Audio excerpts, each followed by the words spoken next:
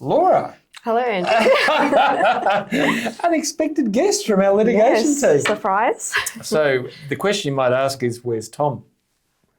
Well, Tom's not here. So Laura has stepped into the breach, and so she'll be asking more questions than answering today. Yes, I'm very excited. Well, I'm excited to have you here. I'm going to be talking about how difficult franchising is and the complexity around it towards the end.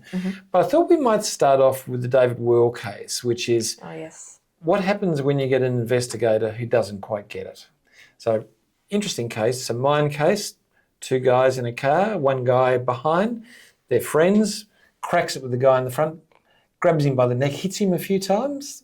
The guy who's driving stops the car, man who's getting hit gets out and remonstrates, managed to hit him a couple of times as well. The mine has a zero tolerance in respect of violence. So that's the sort of key facts. So what do you reckon happened? Oh, you tell me. It's going to be a slow start, isn't it? So what happened is the investigator looked at it and said there was a way of avoiding this.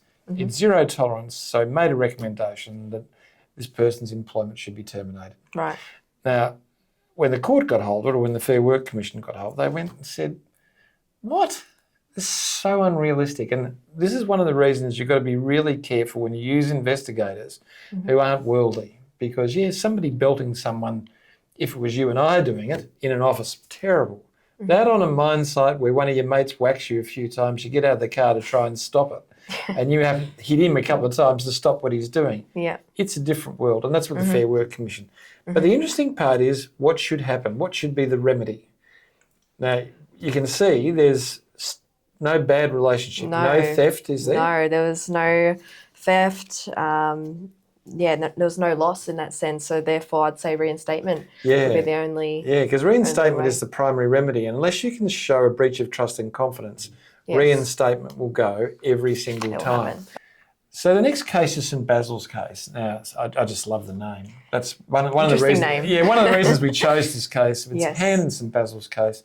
This is a general protections case about somebody who says they were treated differently because of their race. Okay. And the case went ahead, Han succeeded.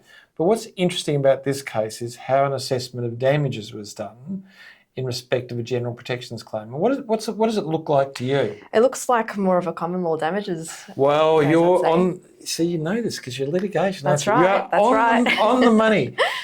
Two things about this case that I think everyone out there needs to understand. One is the special damages view of general protections has always been reluctant to award large amounts of money for economic past and future, for future medicals, out-of-pockets, all that sort of stuff. Not in this case. Okay, in this case, Justice Reyes sets out the exact formula you would expect for a common law claim for general protection. So that's one. But second, the awards are high. This is a claim that ended up with something like $340,000 in damages and penalties on top of it. Oh, wow. It is a big claim, and it just shows you that when we used to settle general protections claim like unfair dismissal claims, those days are over. And what I might say is the general damages, that's the loss of well-being, the sense that I'm not being treated well, I can't fit back and I feel hurt. It's called loss of amenity. Yeah. $75,000, which sits exactly where discrimination claims were about a year ago, and so it is the beginning of that tariff going up as well. So we can remember back 2 or 3 years ago, we had a major change in discrimination general damages. We're now seeing it also in general protection. So we're seeing an alignment between common law, general protections and discrimination claims and a very similar assessment method. So I think it's a pretty interesting world. Why don't we talk about Fortrend? What a funny case Fortrend is. Now, Fortrend was a stockbroking business. 2 of the employees left. Fortrend said, "You've destroyed my business. You've stolen all my clients." And they said, "Just pay me my long service leave, please, and my bonuses." And he said, no. Not a wise thing to do, because when he ended up before the court said, your claim that he stole is fanciful. You've got a statutory obligation to pay the long service leave, and you must contractually pay the bonuses. So we're going to give you penalties on top of it for breach of statute, and a very, very significant award for penalties. So for us, Laura, just like in the areas of work that you do, when you breach a penalty provision, plaintiffs used to assume any penalty would go to somebody else. These penalties and fines are now being allocated to the plaintiff, and plaintiff lawyers are bringing it every time. So a really fascinating case in that respect. For sure. I thought I'd take you to a new case. Laura, CFMEU and Canberra Contractors, and there's two other parties to it, Cirillo, the operations manager, and Graham, who is the safety manager. And what I want you to understand about this is a right of entry case where not only the business, but the ops manager and the safety manager are all prosecuted and have all had penalties given against them. Okay? Why is this case important? Well, it's important for this reason. This was two CFMEU officials exercising a right of entry. They come onto a site to look at toilets to see if they're dirty, and they go, there's a few other problems here. And as they seek to go and look at the other safety problems, which they have an entitlement to do, they are prevented from doing it by the safety manager and operations manager. Fine, at first instance, $45,000 for the business was elevated to $60,000, and for Cirillo, he went up to $4,800, and Graham, I think, to $3,200. Wow. Yeah. But again, and this is part of what Laura and I have been talking about today, you breach a statute which is designed to protect something, you've got to understand the fines and penalties will go up, and they will go up every single time. And what we're seeing in all courts now is this growth in tariffs where you breach a statute. So, interesting case. All right, we're going to go on to our next case, okay, which is Whitemarsh. And Whitemarsh is a safe work prosecution in New South Wales about a submerged yacht. Do you remember these facts? A little bit. Crane? Oh, yes, that crane. I'm not giving Laura a chance to talk, am I? She'll never come and work in the workplace team again. You're fine. So what happened, this is the director, this is a business that does recover salvage business, put in a crane. There was a way to lift this yacht safely. So there were resources that need to be allocated for proper control. So if we're talking about the organisational liability, the standard of care under primary duty is do everything that's reasonably practical, which is identify the hazard. Well, we've got a boat, we've got a lift. That's a hazard. What's the level of risk in lifting it? Very substantial. It's a massive yacht. It's going to fall sideways one way or the other. It has a really very significant risk that attaches to it. Okay, so what's the control? Now, here, Whitemarsh knew what the right controls were but refused to allocate the resources for it. He was charged under due diligence obligations, so not the company obligations. So for due diligence, unlike Victoria, which I'll deal with in a second, everywhere else you've got to show what is the risks that are common in the business. Does the officer know? Yeah, well, Whitemarsh knew what these risks were specifically. So in Victoria, where you have to have specific knowledge, he was already on liability. In respect of the law, did he have to know what the current law was? Yes, he did. Okay. Well, there's no suggestion he didn't know what his obligations under the law was. Were there systems in place to do it appropriately? Yes, he did know what the appropriate systems were. Did he allocate sufficient resources to implement the systems to do it safely? He clearly had knowledge of what was required and didn't do it. So he breached Section 27 of the WHS Act. So the sentencing happens in July, but this was a fatality. This is going to be very substantial. Although the fine level's quite low for breach of a director's duty under Section 27. The other thing about this case is I think in 3 or 4 years' time, Whitemarsh should be facing reckless endangerment, a much more serious one than just the general duty breach. So, interesting case. Well, let's deal with the unguarded machine case, which is Hold's case. And this is the facts are pretty simple. There is a conveyor belt that has a mechanical arm that pushes hay bales on. There's interlocks that if you try and get through, stop the conveyor belt.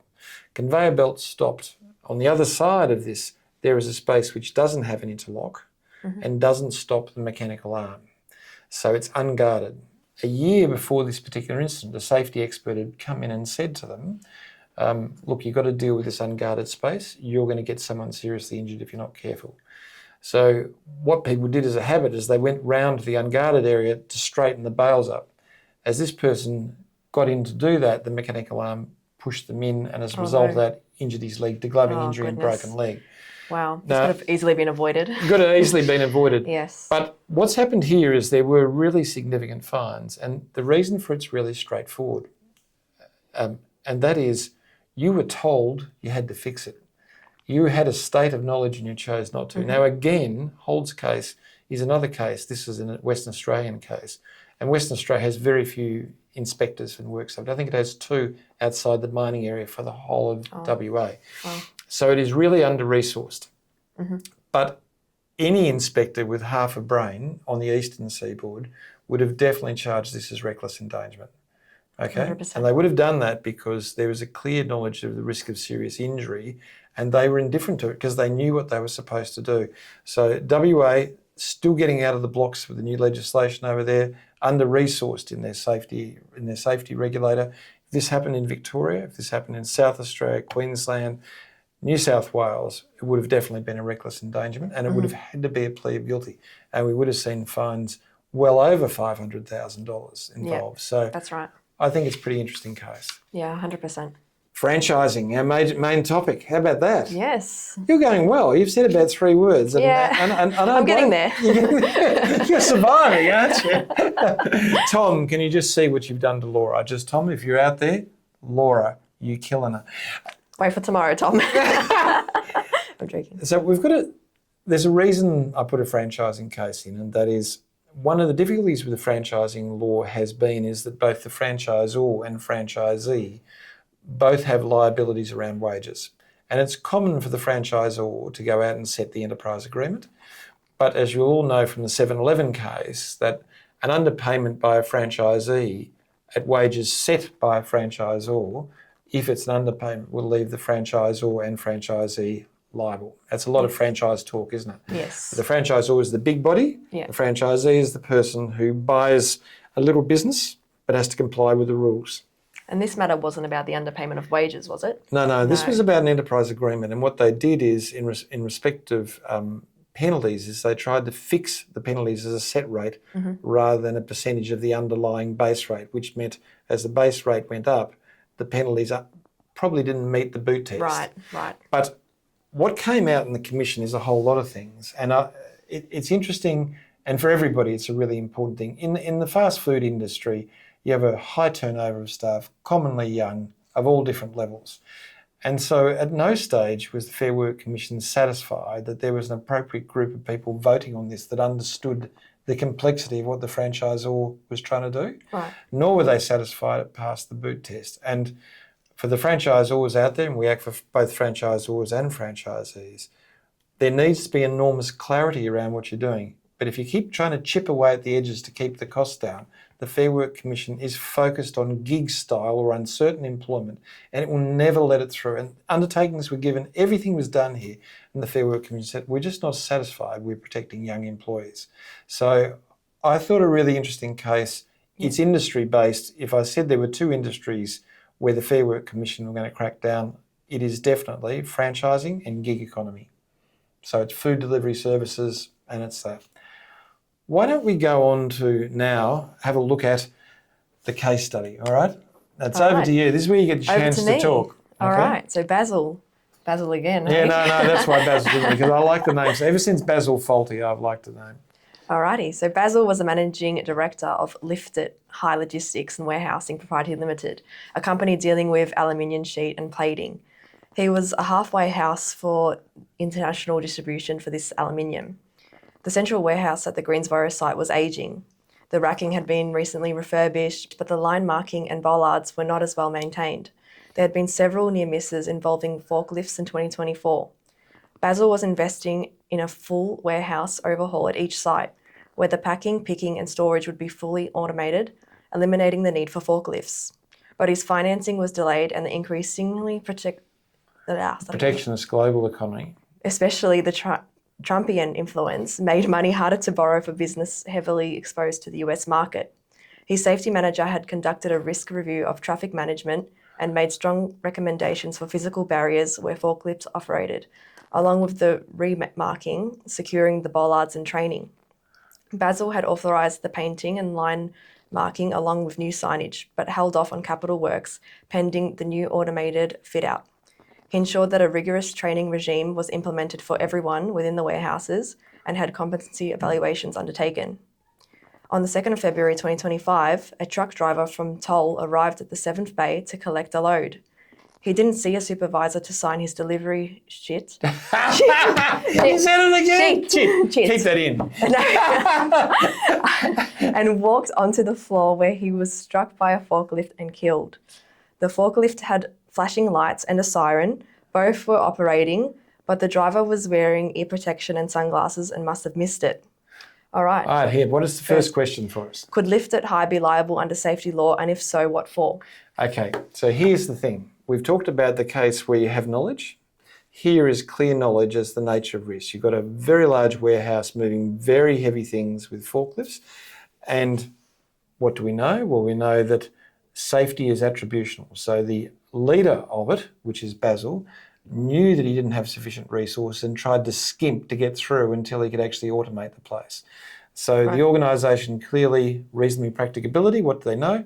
Knew what the hazards were, knew what the risk was, it was very high, knew what the appropriate controls were and chose to use lesser controls because they didn't want to allocate the resources and therefore it was an unsafe workplace, particularly because the training was only directed at people who were employees and there was no restrictions on people coming from outside. So it is unquestionably a breach of a primary duty, unsafe workplace. It is unquestionably a breach of a system of work which exposes Basil personally. Okay? And remember, it doesn't have to be an employee to be a breach of a primary duty. It can be anybody externally. But the difficulty here is, when we talked about the case earlier, this is just like Hold case that I talked about. This is reckless endangerment because the knowledge is of an imminent serious risk of injury or harm. And not only was he indifferent, which is the test of reckless endangerment, he deliberately chose not to do it. So that goes tick to reckless endangerment for the organisation, but it probably pushes it close to industrial manslaughter because you've got the duty breach. It is a duty breach which is the worst type of breach. So the knowledge of risk and deliberately not doing about it. So this organisation anywhere in Australia could be facing between $5 to $8 million fine for industrial manslaughter. And coming back to Basil, I think Basil is staring down the gun of certainly reckless endangerment. For sure. But maybe industrial manslaughter, or in Victoria it's called workplace manslaughter. Yeah. So what should the sentencing be? Let's just say if it was reckless endangerment, we know the sentencing in Victoria, New South Wales, Queensland and SA is probably north of $1 million. Okay, that's for the organisation. Would Basil be imprisoned? He'd probably get community service orders and a suspended sentence. If we get up to industrial manslaughter, he'd get those. But industrial manslaughter, we'd go past the $1 million fine. So reckless endangerment, unlikely to go to jail, community service orders. Industrial manslaughter, unlikely to go to jail, community service orders, but the fine's somewhere between 3 to 5, maybe up to $8 million. Wow. So interesting case study, isn't it? Because it shows when you learn something, you've got to act upon it. Now that means don't not act upon it and not get any experts in. Don't go, oh no, if I find that out, I'm in trouble. No, actually find out and do something, because if you do nothing but you're aware it's a risk, no steps at all, you're even more liable for reckless endangerment, even more liable for industrial manslaughter as a likelihood. So I thought it'd be a fun case. And Laura, can I just say, you've done a great job today. Thank you, Andrew. Tom, you will not be forgiven quickly. Yeah. That's right. No, thank you very much for having me. Yeah, now don't forget, we'll see you next week. And thanks very much, Laura. It's Thank great. you. Cheers. See you. Bye.